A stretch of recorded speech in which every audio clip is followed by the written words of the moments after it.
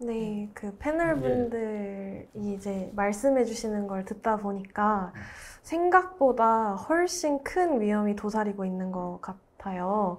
그래서 김동원 기자님이 아까 말씀해 주신 것처럼 아이를 낳고 싶어도 낳지 못하는 분들을 AI가 도와주면 참 좋겠다라고 생각하는데, 그러면은 이런 저출산 문제를 아까 의학적으로 어떻게 해결할 수 있는지 말씀을 간단하게 해주셨는데, 조금 더 구체적으로 알고 싶어서 정말 아이를 낳고 싶은데 낳지 못하는 분들이 많은지 이런 걸 약간 뭐 병원 환자 뭐 현황 같은 거를 예시로 들면서 간단하게 말씀해 주시면.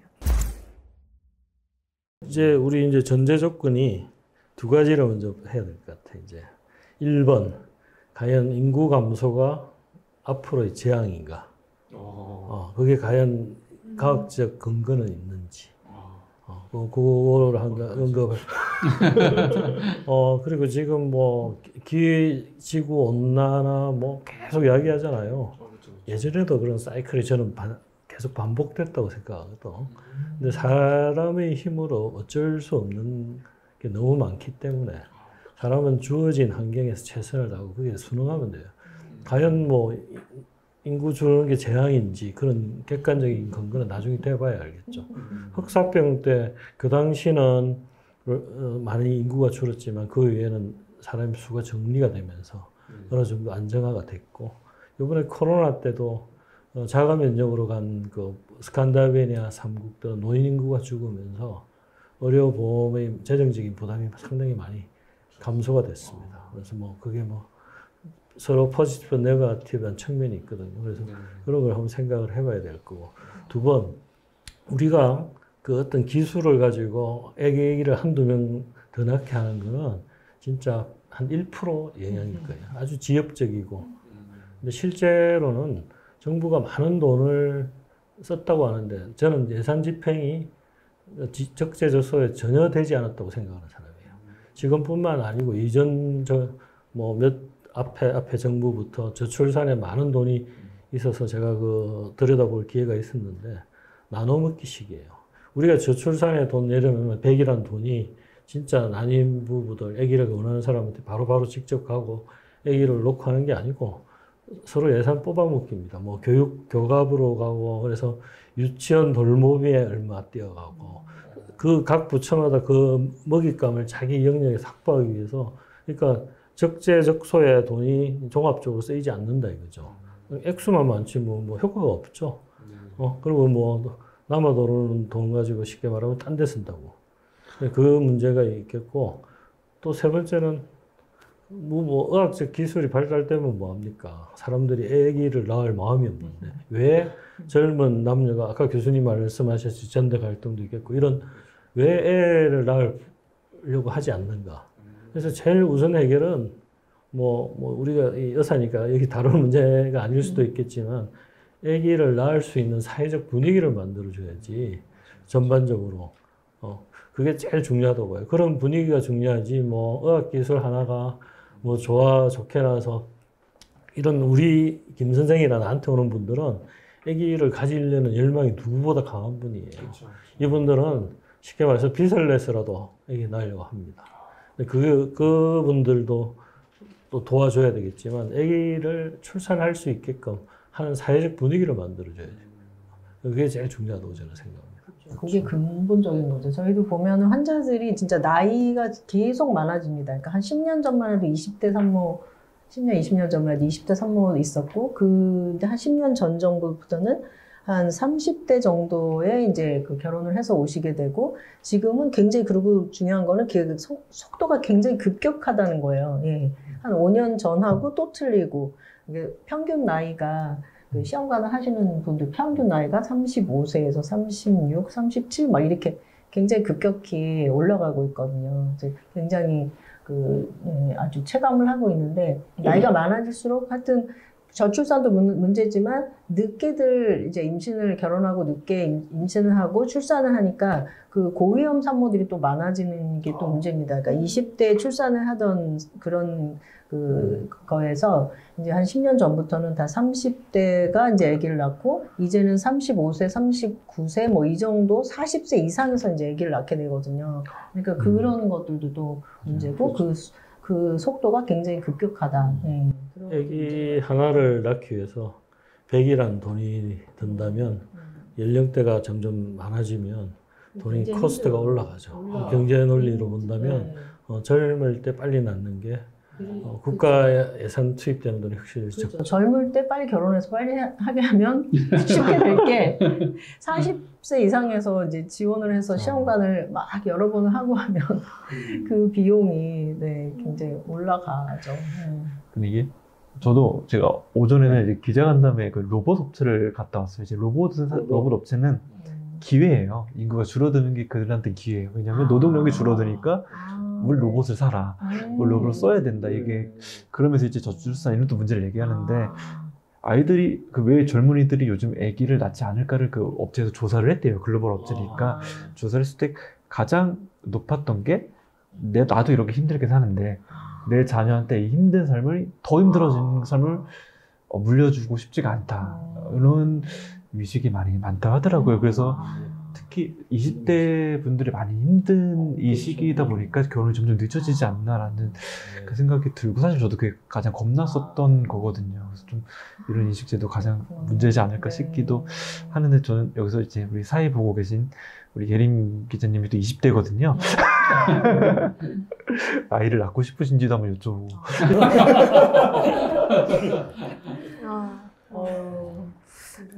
교수님이 그냥 얘기해 주시는 것 같은데 너무 어려워. 생각 안 해보셨을 것 같은데 생각하고 계십니다.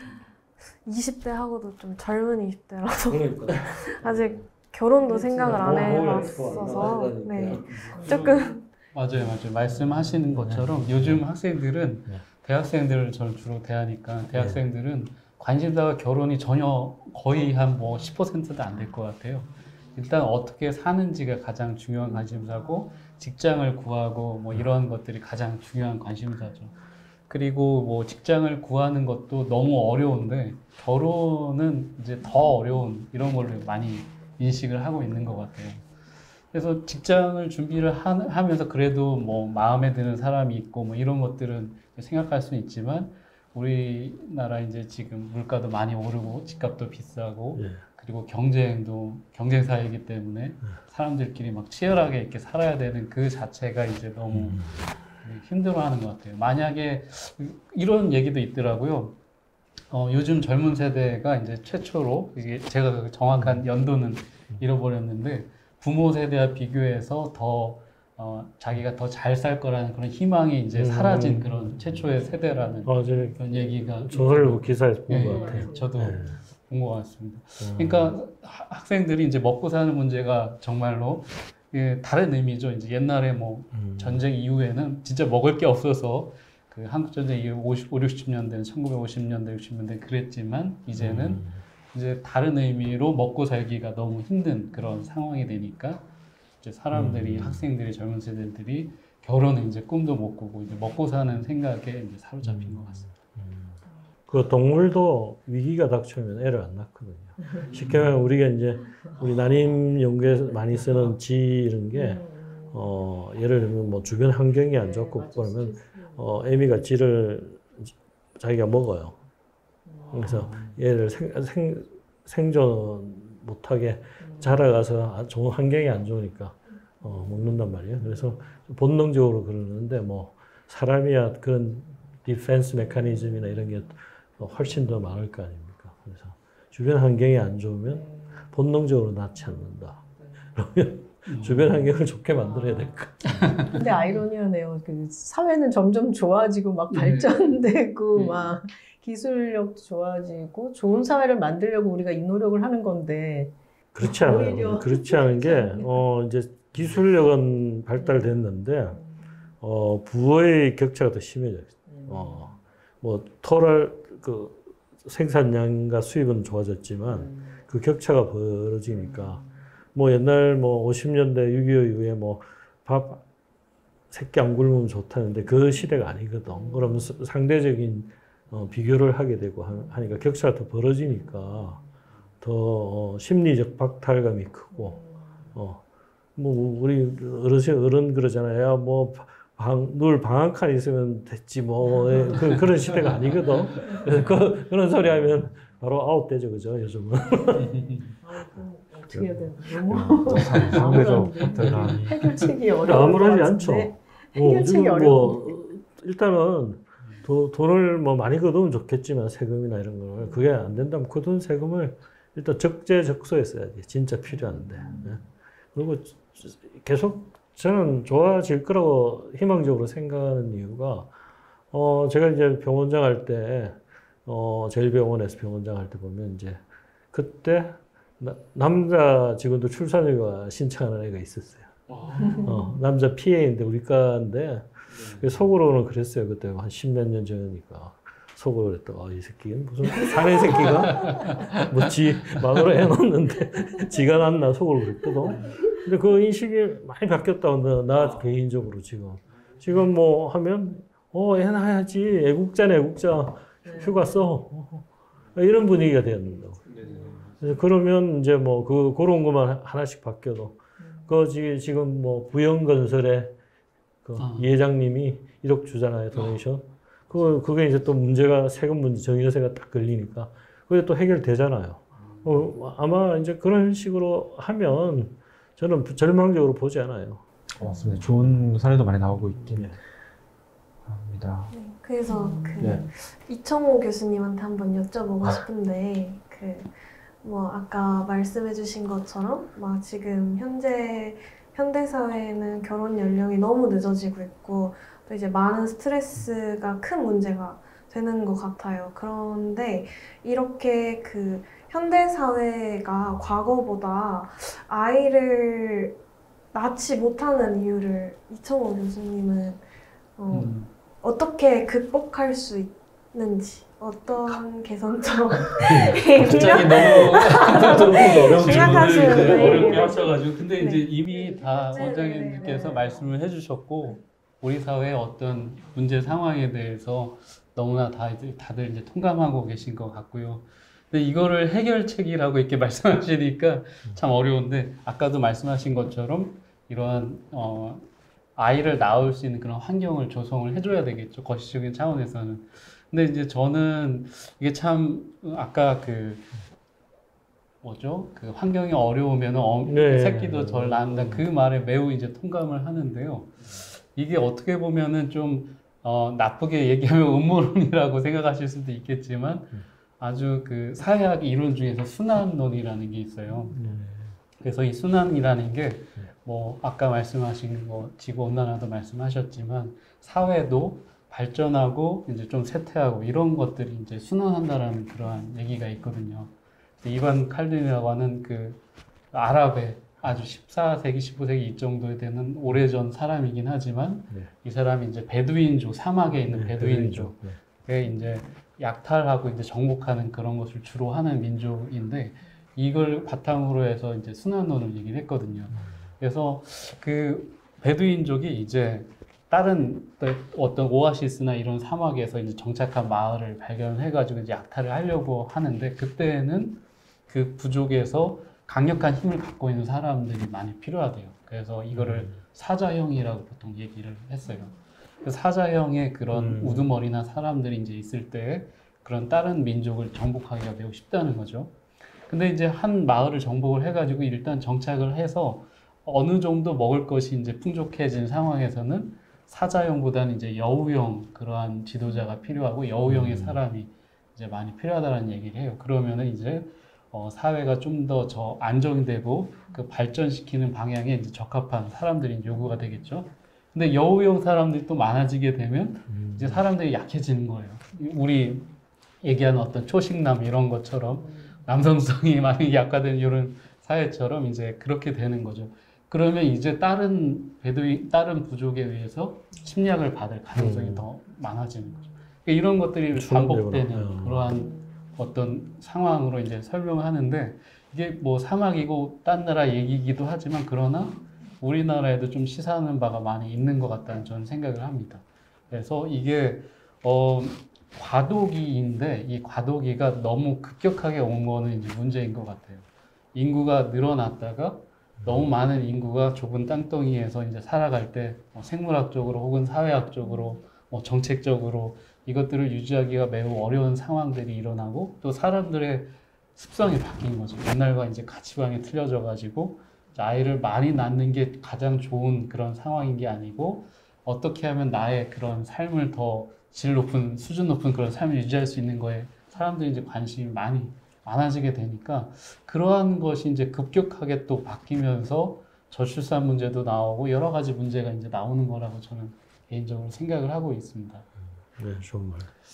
그래서 그걸 어떻게 해결을 하느냐는 이게 해결을 한다는 게 뭐 출산을 많이 해가지고 이 출산율을 높이는 이런 방향이라기보다는 사람들의 가치관이 이제 변하니까 그 가치관의 변화를 좀 더 완만하게 하고 좀 더 우리 사회가 그것에 적응할 수 있게 하는 그런 방향으로 하는 게 좋을 것 같아요. 뭐 이민자를 받아들이고 이런 정책도 얘기하는 분도 있고 출산 장려 정책을 얘기하는 분도 있지만 그런 것들이 이제 다 사람들의 변화된 가치관이나 이런 생각이 이런 것들을 잘 받아들일 수 있는 그런 수용적인 그런 사회를 만드는 게 중요하다라는 생각을 합니다. 아직도 우리는 세대 간의 격차도 있고 아까 말씀드린 남녀 간의 그러한 갈등도 있고 너무 이게 뭐라고 해야 될까요? 그 어떤 문제가 나타나면 그게 좀 확대가 될 만한 요인들이 너무 많은 사회거든요. 그거를 좀 더 완화시키고 좀 더 부드럽게 이렇게 뭐라고 해야 될까요? 경착륙하게 하는 그러한 과정들이 필요하다라고 생각을 합니다. 그래서 인구가 이제 줄어들고 있는 건 우리나라만의 추세는 아니라고 저는 알고 있거든요. 우리나라가 좀 급격할 뿐이지 전 세계적으로 이제 인구가 조금씩 이제 한 20, 30년 뒤인가 하여튼 뭐 얼마 뒤면 이제 줄어든다라는 그런 얘기를 본 적이 있는데요. 우리가 좀 너무 앞서서 많이 줄어드니까 이슈가 되고 그래서 문제가 되지만 우리가 그것이 어떻게 보면 또 기회일 수도 있을 것 같아요. 우리가 이 상황에서 정말 저출산 문제를 해결은 아니더라도 잘 대응하는 그러한 모습을 보여준다면 우리나라의 요즘 K컬처가 유행인데 또 다른 방면은 우리나라의 어떤 위상을 더 드러낼 수 있는 어떻게 보면 위기이자 기회인 그런 상황이라고 저는 생각을 합니다. 되게 좋은 의견들을 많이 주셨는데 들어보니까 단기간에 해결될 수 있는 문제가 아닌 것 같아요. 그래서 모두의 노력이 다 필요한 것 같고 그러면 이제 이거를 의학적인 도움을 꼭 받아야 된다고 생각을 하는데 난임 전문의시잖아요. 그래서 이제 이 문제에 대해서 환자분들한테 접근을 할 때 혹시 어떤 방식으로 접근을 하시는지. 네, 일단 좋은 말씀 많이 했고 정말 이게 근본적인 이런 문제가 있어서 참 그런 문화적인 그런 게 좀 사회적인 그런 게 해결이 돼야 될 것 같은데 일단 저는 그냥 뭐 근시안적으로 저희한테 오는 분들은 정말 갖고 싶은데 잘 안 되시는 분이라서 한 분 한 분 그냥 빨리 이제 성공을 시키는 데만 저는 이제 집중을 하고 있고요. 예. 근데 뭐 다들 아시겠지만 여성의 나이가 참 중요합니다. 네. 그래서 네, 그 난자가 나이가 들수록 이제 퀄리티가 떨어지기 때문에 그 최대 적정 가임 나이가 25세부터 35세까지거든요. 네, 그때에 딱 하면은 별로 고생을 안 하고 금방 아기를 가질 수 있는데 그 연령이 훌쩍 지나서 이제 결혼을 하니까 이제 힘든 거죠. 예. 그래서 하여튼 뭐 강조하는 거는 뭐 빨리 조금 결혼을 했는데 잘 안 되는 것 같으면 빨리 난임 클리닉에 와서 뭐 문제가 있으면 빨리 발견을 하고 치료를 해야죠. 네. 35세, 25부터 35세라고 말씀드렸는데 네. 35가 넘어가면은 이제 난임이고 뭐 기형아 위험 그렇죠. 같은 것도 더 커지고 모든 게 다 안 좋아지는 임신도 잘 안 될 수도 있고 갑자기 이제 임신할 수 있는 능력이 좀 떨어지고 다 그럴 기형아도 늘어나고 유산율도 늘어나고 하는 게 이제 35세 이상이거든요. 그러니까 그 전에 하면 좋은데 아무튼 뭐 억지로 막 할 수는 없고, 예, 그 걱정 때문에 막 떠밀려서 막 결혼을 하고 그런 시절은 아니잖아요. 예.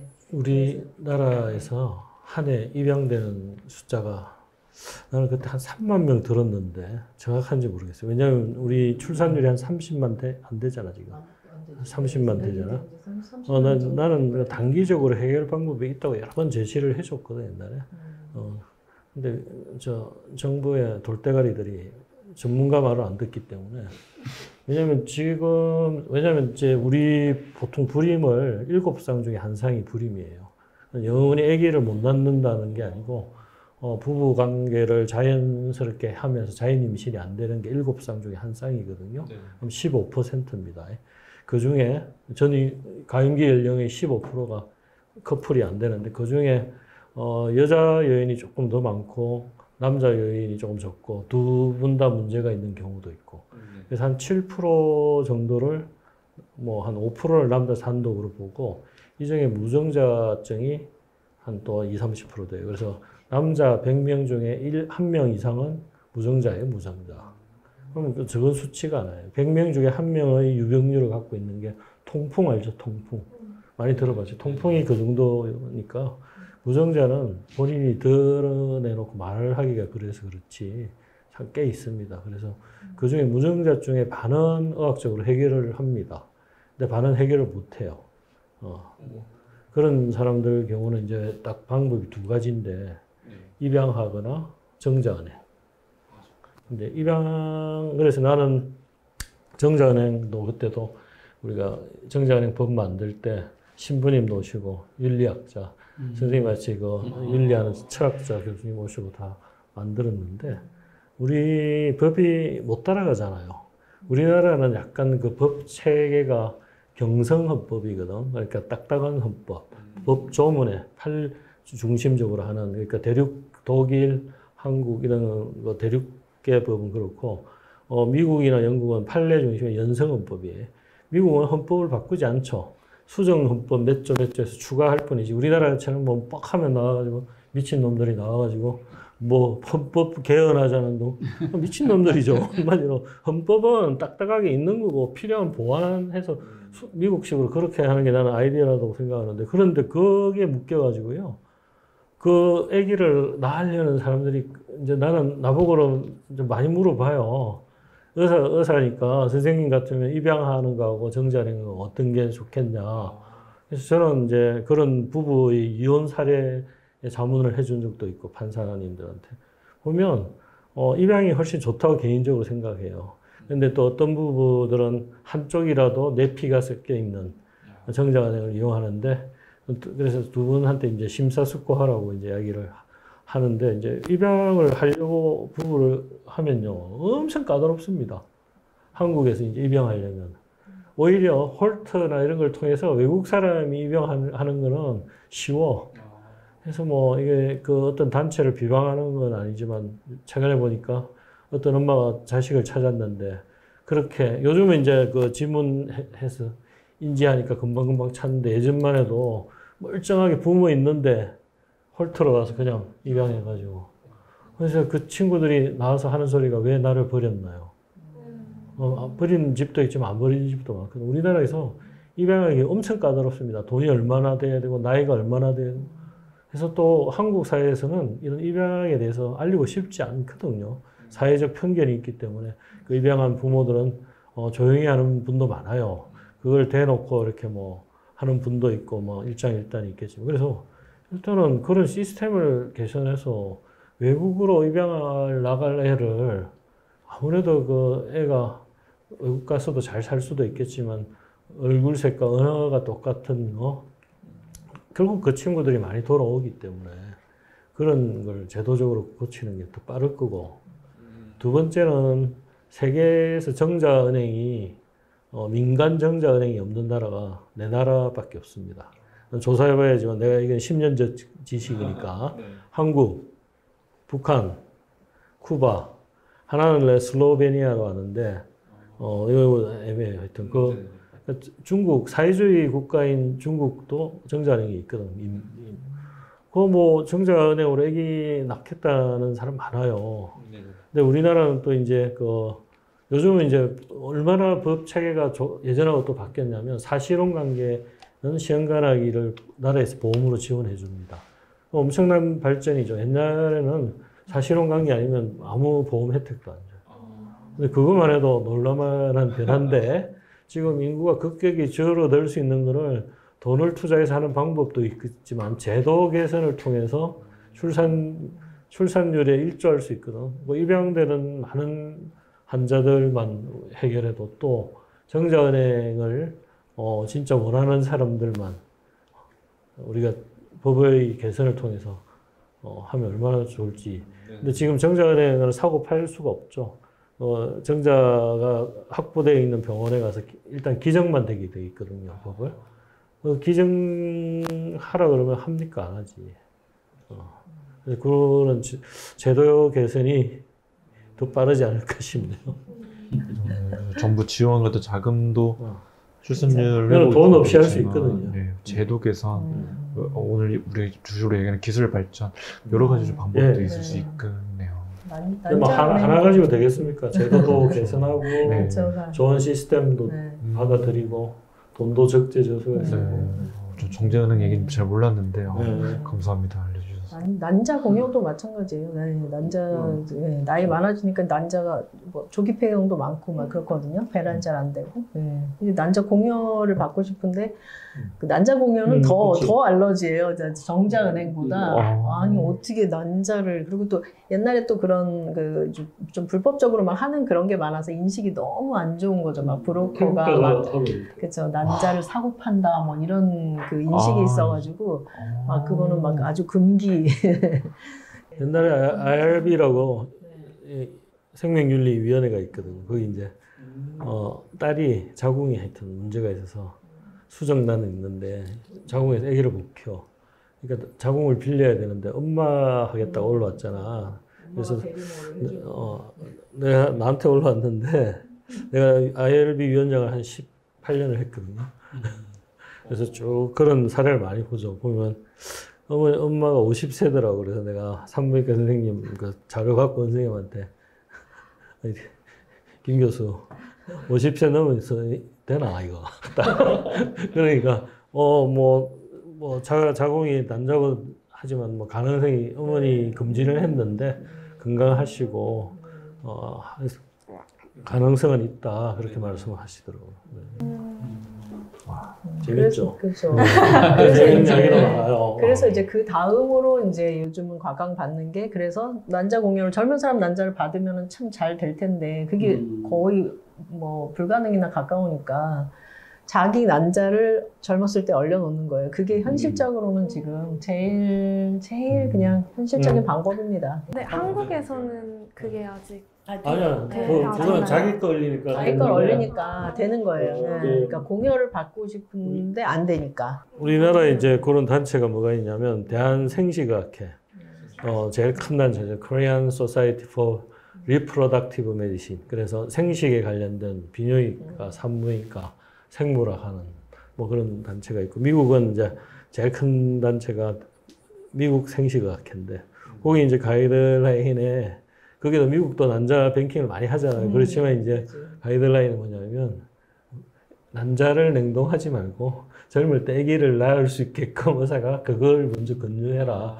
하는데 당연히 의사들은 빨리 임신하시라고 권유를 하죠. 그런 상황이 안 되는 경우에.